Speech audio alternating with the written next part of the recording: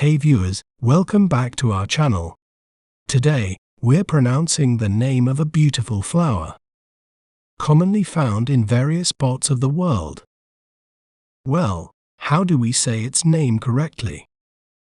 In British accent, we may pronounce it as tulip, tulip, chew, lip, tulip.